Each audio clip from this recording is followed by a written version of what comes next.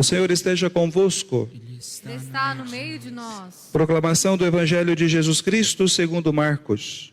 Glória a vós, Senhor.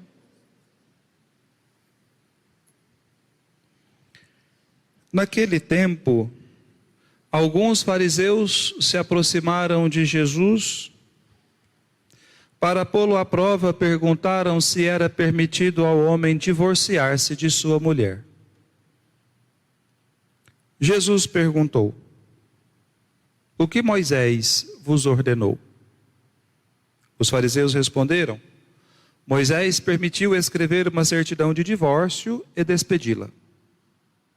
Jesus então disse: foi por causa da dureza do vosso coração que Moisés vos escreveu este mandamento. No entanto, desde o começo da criação, Deus os fez homem e mulher. Por isso o homem deixará seu pai e sua mãe, e os dois serão uma só carne.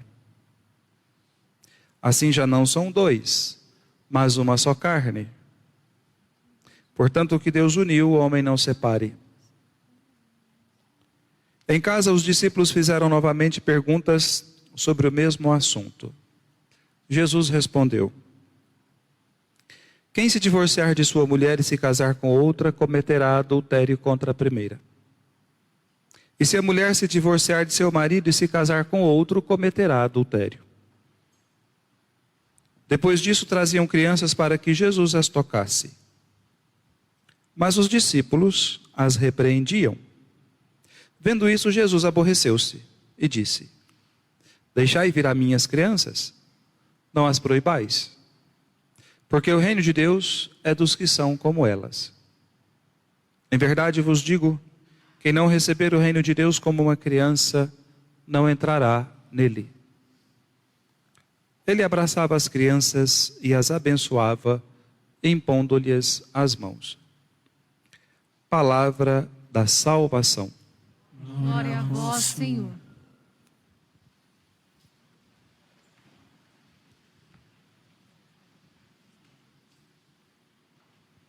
Filhos amados, filhos queridos, santo povo de Deus, que nos acompanha também em casa na transmissão desta Santa Missa, nossa grande audiência na internet, com 26 pessoas que nos assistem aos domingos. Campeão de audiência. O amor é a origem e a meta da nossa vida. Caríssimos irmãos e irmãs, estamos diante de 3 belas páginas das Sagradas Escrituras, que nós podemos classificar como a revelação do amor. Se abrirmos a primeira página do Gênesis, nós encontramos a criação do homem e da mulher, e somos convidados a olhar para a chamada que ambos recebem de Deus, para a complementaridade de um e outro no amor. Percorremos em seguida, com a carta aos Hebreus, a menção de que nós fomos salvos por uma ação do Filho de Deus em favor de todos nós, a fim de que nele nós nos encontrássemos santificados por meio do seu sacrifício por amor. Culminamos por fim com a revelação do Evangelho de que o amor humano, degenerado pelo coração endurecido do homem, é redimido em Cristo, que o eleva, o purifica e o coloca na dimensão de sinal sagrado, sacramento. O amor, dizia o Papa São João Paulo II, o amor é que dá a orientação decisiva para a vida. Todo ser humano precisa de amor, precisa ser amado. É o amor que torna o homem um dom para o outro, e não o produto de uma exploração mercadológica. O amor é a única força capaz de salvar o indivíduo, a família, a cidade, a sociedade, o mundo. São João Paulo II afirmou: Deus é amor. Também a afirmação da Sagrada Escritura. Deus é amor e vive em si mesmo um mistério de comunhão pessoal de amor entre as três divinas pessoas que se realiza na comunhão entre o Pai, o Filho e o Espírito Santo. Criando-a à sua imagem e conservando-a continuamente no ser, Deus inscreve na humanidade do homem e da mulher a vocação, a capacidade e a responsabilidade do amor. Recebemos de Deus de presente a vida. Depois recebemos de presente o amor, dois grandes presentes. Mas o amor, ele nos é, em primeiro lugar, uma vocação, ou seja, somos chamados a viver o amor e somos chamados a viver por amor, vocação. Depois, ele é uma capacidade, Deus nos deu a capacidade para amar, somos capazes de amar. Depois, ele é uma responsabilidade, precisamos viver o amor em uma determinada dimensão, e aí durante a homilia essa dimensão vai ficar clara, para que o amor se traduza, o amor que vivemos se traduza naquele amor com o qual Deus nos criou. Esse amor se presentifica na comunhão. O amor, ele é talvez esta essência espiritual com a qual Deus nos criou, essa categoria, melhor dizendo, espiritual com a qual Deus nos criou. A comunhão é a categoria prática da vida, porque uma categoria espiritual, ela tem que se encarnar. O amor, se ele permanece só uma categoria espiritual, pouca relevância tem. Então, ele se encarna na comunhão, comunhão entre as pessoas e da comunhão das pessoas com Deus. O amor é a própria vida da Santíssima Trindade, é a original vocação do homem e se realiza por meio da comunhão. Como dom proporcionado por Deus, o homem e a mulher recebem a capacidade e a responsabilidade de amar para gerar comunhão. Então recebemos a vida e o amor, a vocação, a capacidade e a responsabilidade para amar, a fim de gerar comunhão. A revelação cristã, prossegue São João Paulo II, conhece dois modos específicos, dois modos de se realizar a vocação humana. Dois: o matrimônio e a virgindade. Quer um, quer outro, cada um na sua respectiva forma, são uma concretização da verdade mais profunda do homem criado à imagem e semelhança de Deus. Por quê? Porque em Deus o amor não é gozo, prazeroso, individual, egoístico, individualístico. É serviço e dom. Então, é o dom e o serviço que se manifesta no matrimônio e na virgindade consagrada.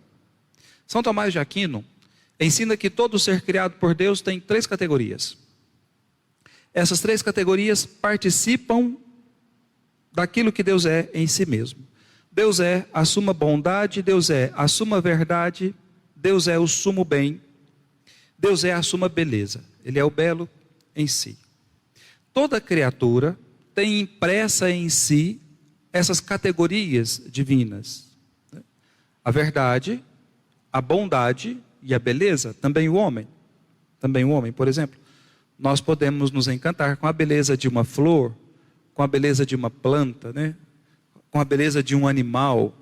Do mesmo modo, nós podemos nos encantar com a beleza do ser humano, com a verdade do ser humano, com a bondade do ser humano. Mas essas categorias, elas são eminentemente espirituais, embora que se encarnem na nossa vida concreta. O estado do homem como criado por Deus é este: belo porque verdadeiro, bondoso porque belo. Esta é a imagem de Deus impressa na criatura. Imago Dei. Essa imagem de bondade, beleza e verdade foi aviltada pelo pecado, foi decrescida pelo pecado original. E o pecado perverteu a beleza, a bondade e a verdade do Criador na criatura. Deixa eu te fazer uma pergunta, para você entender. O demônio, Vixe Maria, o demônio é feio ou é bonito? Tem um pessoal que ficou na dúvida, né? O demônio é feio. Ele é feio, mas o demônio não tem um corpo, como a gente tem. Ele é puro espírito. Como é que ele pode ser feio, se ele é puro espírito?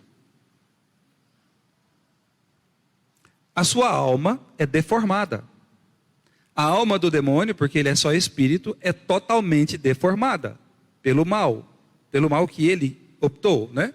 Pela maldade pela qual ele optou, porque ele optou contra Deus. Então, ele é todo mal. Ele é todo feio. Por que ele é todo feio? Porque nele não há bondade. Por que nele não há bondade? Porque nele não há verdade. Ele é todo mentira. Jesus chama o demônio de o pai da mentira. Nele não há verdade, nele não há bondade, logo nele não há beleza. Ele é a maldade, a feiura completa. Você entender o que é a verdade, a bondade e a beleza da criatura. Pela verdade, o homem conhecia o bem a praticar e a sua razão, que é a parte mais nobre e mais alta do homem, dominava as suas paixões, os seus impulsos, os seus instintos. E o homem agia no ambiente de modo a dominá-lo conforme a razão. Por que hoje o homem age no ambiente e manipula o ambiente de maneira irracional? Porque a razão, decaída pelo pecado original, não é mais capaz de conhecer o bem, como Adão antes do pecado. Em suma, o homem agia sem a tirania da concupiscência, como dizia o padre Tanquerê. Em Adão não havia a tirania da concupiscência antes do pecado, e ele poderia aplicar-se com liberdade no cumprimento dos seus deveres. O homem era livre para cumprir os seus deveres e para amar a Deus e para amar o próximo e agir no ambiente conforme a reta razão, iluminada pela verdade. Por isso ele era bom e por isso ele era belo. Com a queda, o coração do homem se endureceu. Jesus diz isso para os fariseus. Por causa da dureza do vosso coração é que Moisés permitiu escrever a certidão de divórcio. O coração do homem endureceu, ou seja, as coisas se inverteram. Ao invés de a razão ser a parte mais alta e mais nobre do homem, dominando os seus instintos, os seus impulsos e as suas paixões, foram as paixões e os impulsos que começaram a dominar a razão. A concupiscência se tornou tirânica.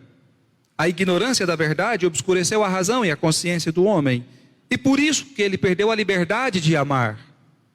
Ele perdeu a liberdade de amar Deus e de amar o semelhante. Quando a gente lê a Bíblia, no Gênesis capítulo 3 se narra a queda de Adão e Eva, o pecado original. E no capítulo 4, o que narra? O fratricídio. Caim matou Abel. Por que Caim matou Abel? Por causa do pecado original. Porque perdeu a bondade, a verdade e a beleza do Criador em si. O coração endurecido pelo pecado escraviza o corpo e submete o corpo à concupiscência. O coração aqui é a sede da razão e da consciência, né? Assim o homem e a mulher se inclinam para a perversão do amor. Se inclinam para a perversão do amor. O que é a perversão do amor na vida prática? É a fornicação, a infidelidade conjugal, o adultério, a pornografia, o prazer solitário, as relações entre pessoas do mesmo sexo, as ditas relações abertas, que agora está na moda, esse negócio aí de relação aberta, a poligamia, as formas contemporâneas de exploração do corpo da pessoa humana, como a escravidão sexual, o turismo sexual, o rapto de pessoas para estes fins, barrigas de aluguel, a prostituição contemporânea, que agora está sendo nomeada com nomes requintados, que eu nem sei falar. Tudo isso é a perversão da vocação original do homem ao amor e à comunhão com Deus e com os seus semelhantes. Isso aqui você vai encontrar lá na carta encíclica do Papa São Paulo VI, Humanae Vitae, número 17. É uma carta bem curtinha.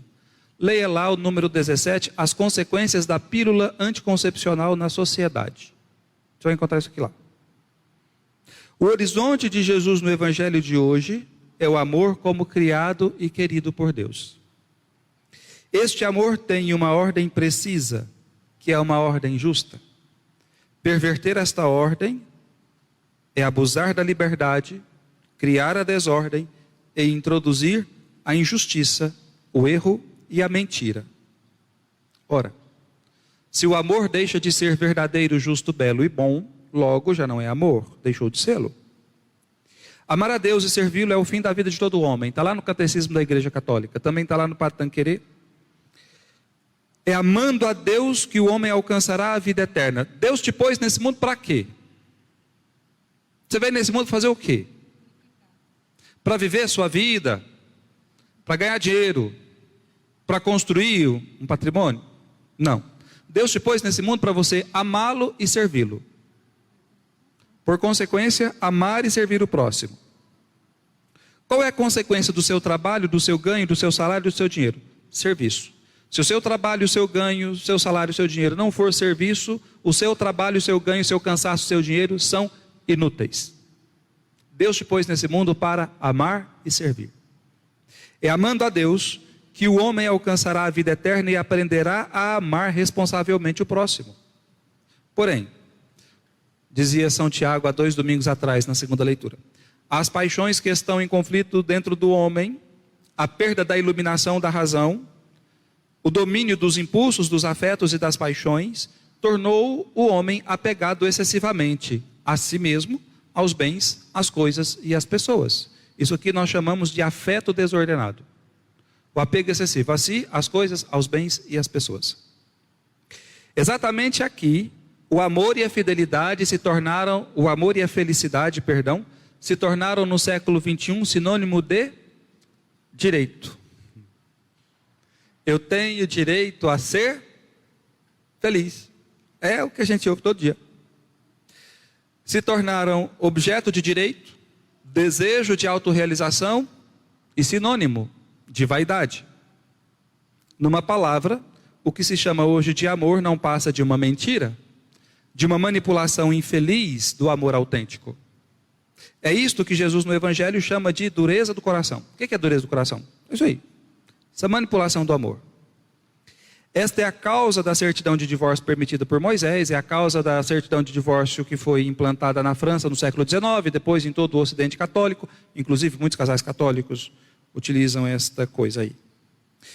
Padre, mas por que eu tenho que viver aí segundo essa doutrina da igreja aí? Por que eu não posso viver do meu jeito? Por que eu não posso viver à minha maneira? Irmãos, percebam como o moralismo e o individualismo pequeno burguês, fruto da sociedade liberal, que é filha da sociedade iluminista e capitalista, a sociedade liberal que a gente vive hoje, né? Ele tende a nos afastar do próximo pela natureza individualista, pragmática e utilitarista dos seus fundamentos. Nós vivemos numa sociedade utilitarista, pragmática, porque o mote econômico da sociedade é esse. O modo de a sociedade se organizar é assim. O corpo do outro, na sociedade contemporânea, deixou de ser um templo do Espírito Santo e se tornou ou produto de prazer ou produto de comércio. Ou produto de prazer ou produto de comércio. Por isso que esta sociedade esvaziada, eu chamo a nossa sociedade contemporânea de sociedade crustáceo. Sociedade dura por fora e mole por dentro.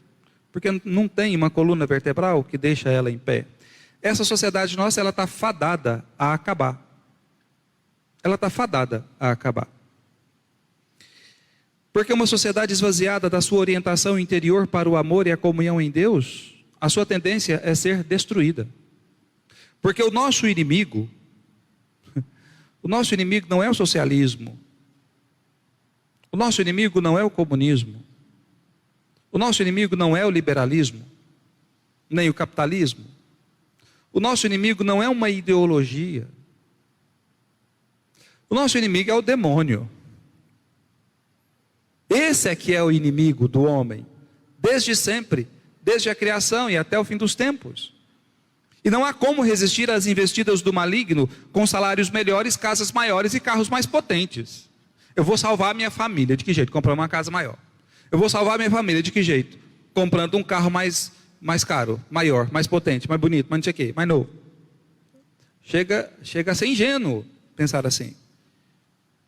Somente com a força que mantém os nossos olhos fixos, gosto muito dessa expressão da carta aos Hebreus. Somente a força que mantém os nossos olhos fixos em Cristo, que é o autor e o realizador da nossa fé e da nossa esperança, é que nós podemos resistir ao mundo contemporâneo e não ter o coração absorvido por ele. Porque a força de atração dessa cultura contemporânea é muito forte. A força de mudança de pensamento, de comportamento e de atitude da cultura contemporânea é muito forte. Para não se deixar arrastar por esse redemoinho, é preciso manter-se com os olhos fixos em Cristo.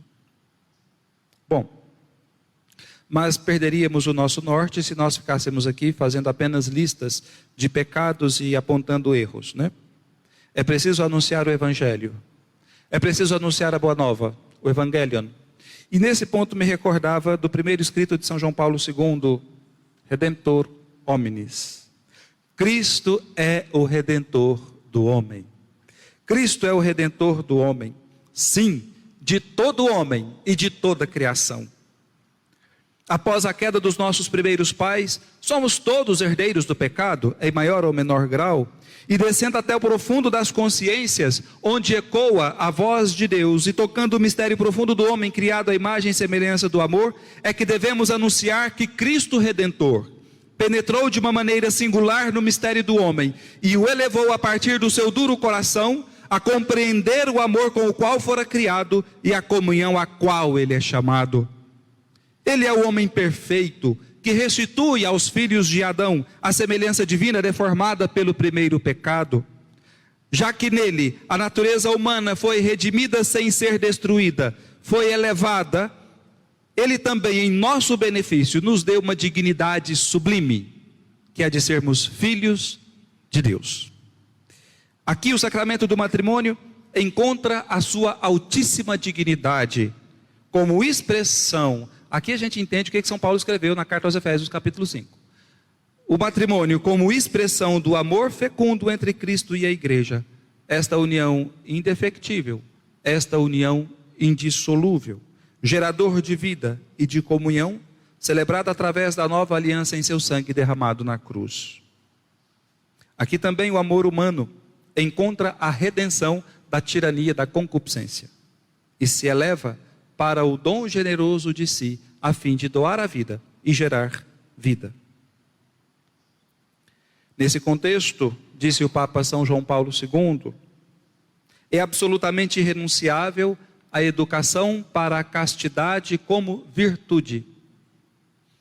Vou falar dois palavrões que os ouvidos contemporâneos não são habituados a escutar: castidade e virgindade. Ouvem todos os outros palavrões, menos esse.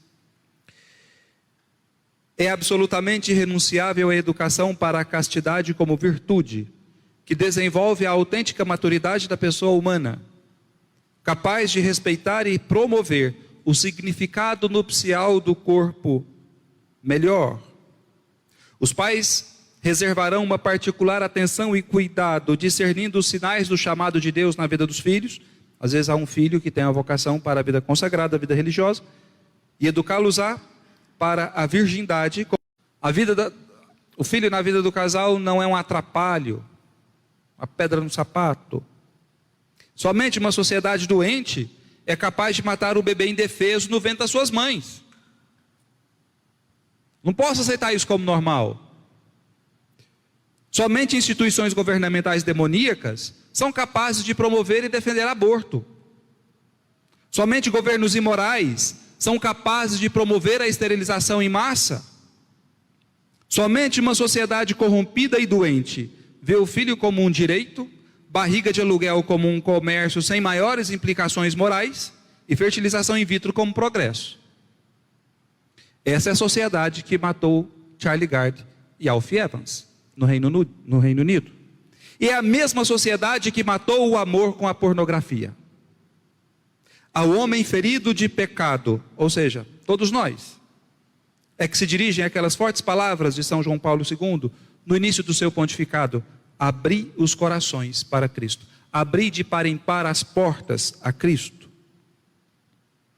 E ele alentava que todos se lançassem confiantes no seguimento de Cristo, Redentor do gênero humano, com toda a profundidade da sua consciência, também com o sentido da sua culpabilidade, mas com toda a confiança em Deus.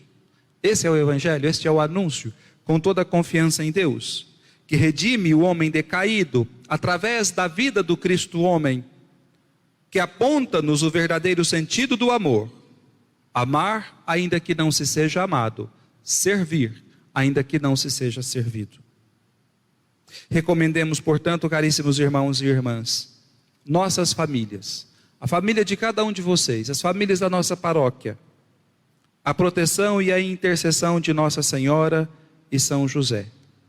o amor dos casais e a proteção e a formação moral dos filhos, a Sagrada Família de Nazaré.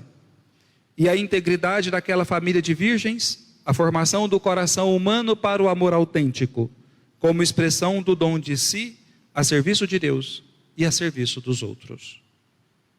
Louvado seja o nosso Senhor Jesus Cristo.